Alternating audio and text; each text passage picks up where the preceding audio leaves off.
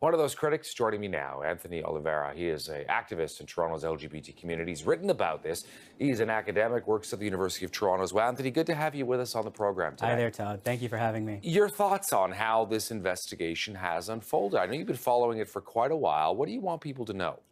I think my thoughts are representative of quite a few people in the village right now. I've been spending a lot of time there in the last few days. I think that the sense there is that of great frustration. The sense is that the police created the conditions whereby murderers like Bruce McArthur, he's not the only one. Tess Ritchie was also recently killed in the village. The police have created the conditions whereby these people can act without repercussions. In McArthur's case, we know at least 7 years. We also know serial killers don't usually get started that late in life, which means he may have been in operation for a long time. We know he has a record back till 2003 when he was told he wasn't allowed in the village. If we had had that information, we could have done something, but the police didn't give us that information. We're still not getting official information from the police. We're hearing from sources instead. A lot of frustration, a lot of aggravation with Toronto's police right now. You also know that there was some discussion about the use of online dating apps, and I'm curious whether you think that that was inciting fear, whether that was even really a part of all this. Yeah, I think that the police turned to, for a long time, all they were saying was be careful on dating apps. That was all the information they give us. And when pressed, they wouldn't even clarify if they thought these missing persons had anything to do with these apps. It's now even clearer that that was less of a factor in these cases. McArthur was Facebook friends with a lot of these people.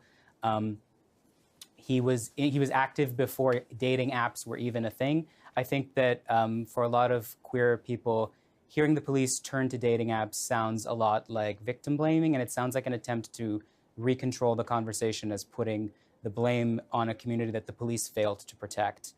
Yeah, I'm curious whether if you can just dig a little deeper into that, what your read is on this is sort of a potential marginalization, if that's what you're saying, this notion that these men, engage in risky sexual behavior. What do you expect is going to happen to them?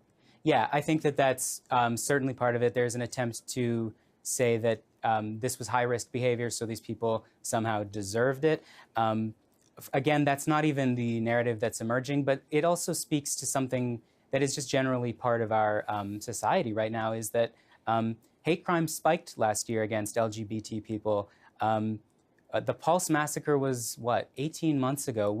There's an increasing attempt from all vectors, including the Toronto Police, who recently ran their Project Marie program, which was an attempt to entrap gay men into having sex in a public park and then arresting them.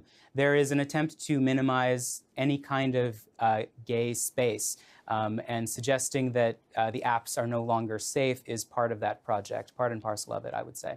Something else, Anthony, I want to get your read on that I've heard from people in the community, which is this notion that had this, let's say, been, straight white women from a wealthy neighborhood, that perhaps police would have reacted differently. Perhaps the timeline would have been a little bit more expedited. Yes, there's a lot of frustration, too, that it took Andrew Kinsman's death to trigger this investigation to the degree that it eventually ramped up and made an arrest. Andrew Kinsman was white. The previous victims did not fit that profile as we knew them. The family was in a better position to put pressure on police so that this investigation continues, which I'm very thankful for that they did that. But it shouldn't come down, especially in the LGBT community, it shouldn't come down to pressure from family members, because so many of these people can't rely on their family. So many of the people involved in this investigation are overseas or are not in good relationships with the victims. It shouldn't come down to someone's sister or someone's partner saying they're missing. When the community raises an alarm, the police should be listening. If they had listened in 2010, how many people, we still don't know how many people would still be alive. One final thing, what would you say about the current state of the relationship between the police force and the community? Disastrous, frustrated. I think that people view the Toronto police as accomplices in these murders. They helped cover up the evidence when it was there. They still haven't given us the information that we need.